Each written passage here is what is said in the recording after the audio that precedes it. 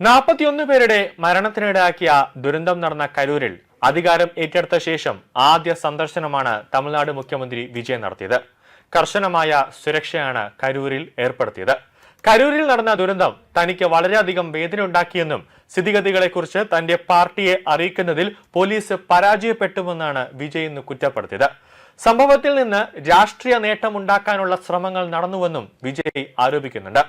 ആളുകളുടെ തിരക്കിലും പെട്ടുള്ള മരണം തന്നെ വല്ലാതെ വേദനിപ്പിച്ചെന്ന് കരൂരിൽ നടന്ന ഒരു പൊതുയോഗത്തിൽ വിജയ് പറഞ്ഞിരിക്കുകയാണ്. ഞങ്ങൾക്ക് ഞങ്ങളുടെ സഹോദരന്മാരുടെ മക്കളെ നഷ്ടപ്പെട്ടു. സംഭവത്തിൽ കൊല്ലപ്പെട്ടവരെ പരാമർശിച്ച് അദ്ദേഹം പറഞ്ഞതാണ്.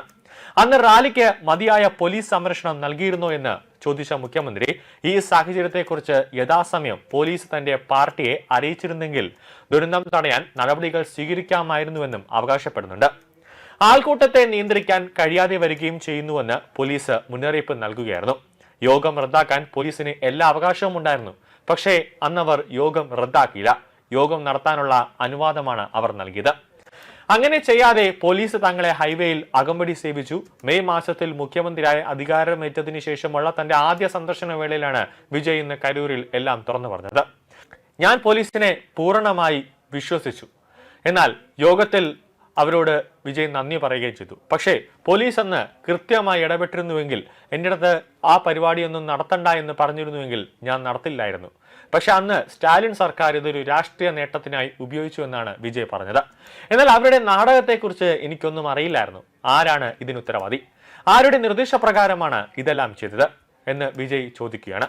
കരൂരിൽ തിരക്കിലും പെട്ട മരിച്ചവർക്കായി തമിഴക വെട്രിക്കഴകത്തിന്റെ പേരിൽ സ്മാരകം പണിയുമെന്നും മുഖ്യമന്ത്രി അറിയിച്ചിട്ടുണ്ട്. DMK-ക്കും AIADMK-ക്കുമെതിരെ വിജയ് രൂക്ഷമായ ആക്രമണമാണ് അയച്ചുവിട്ടത്. DMK-യെ ദുഷ്ടശക്തിയെന്ന് അദ്ദേഹം വിശേഷിപ്പിച്ചപ്പോൾ DMK അഴിമതി ഭരണം നടത്തിയെന്നും പാർട്ടി ഫണ്ടിന്റെ പേരിൽ പണം പിരിക്കുന്നെന്നും ആരോപിക്കുന്നുണ്ട്. പേരെടുത്ത് പറയാതെ മുതിർന്ന DMK നേതാക്കളായ സെന്തിൽ ബാലാജി, EV വേലു എന്നിവരെ അദ്ദേഹം ലക്ഷ്യം വെച്ചു. തന്റെ നേതൃത്വത്തിലുള്ള സർക്കാർ സംശുദ്ധമായ ഭരണം ഉറപ്പാക്കിയെന്ന് അവകാശപ്പെട്ട വിജയ് സർക്കാർ ഓഫീസുകളിൽ അഴിമതിയില്ലെന്നും ഒരു പൈസ പോലും കൈക്കൂലിയായി സ്വീകരിക്കുന്നില്ലെന്നും അദ്ദേഹം പറയുകയാണ്.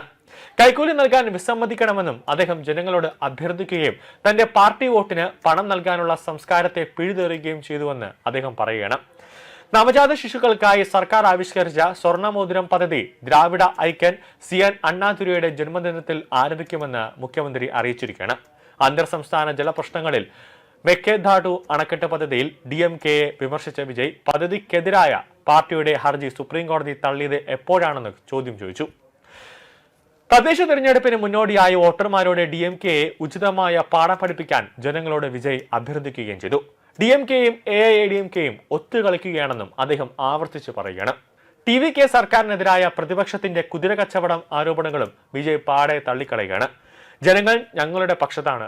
അതുകൊണ്ടാണ് ജനം നമുക്ക്, അതായത് TVK-ക്ക് വോട്ടിട്ട് ഒരു പുതിയ സർക്കാർ വേണം, തമിഴ്നാട്ടിൽ ഒരു പുതിയൊരു വികസനം വേണം, ഈ സ്റ്റാലിന്റെ രാഷ്ട്രീയം, അതായത് DMK-യുടെ കള്ള രാഷ്ട്രീയങ്ങൾ, കള്ള വാഗ്ദാനങ്ങളെല്ലാം ജനങ്ങൾ പൊറുതിമുട്ടി. അതുകൊണ്ട് ഒരു പുതിയ സർക്കാർ വേണം, അവരുടെ ക്ഷേമത്തിനായി പ്രവർത്തിക്കുന്ന ഒരു സർക്കാർ വേണമെന്ന് ജനങ്ങൾ മനസ്സിലാക്കിയത് കൊണ്ടാണ് ജനങ്ങൾ TVK-യുടെ ഒപ്പം നിന്നതും TVK-യെ ജയിപ്പിച്ചതുമെന്നാണ് വിജയ് ഇന്ന് കരൂരിൽ പറഞ്ഞത്.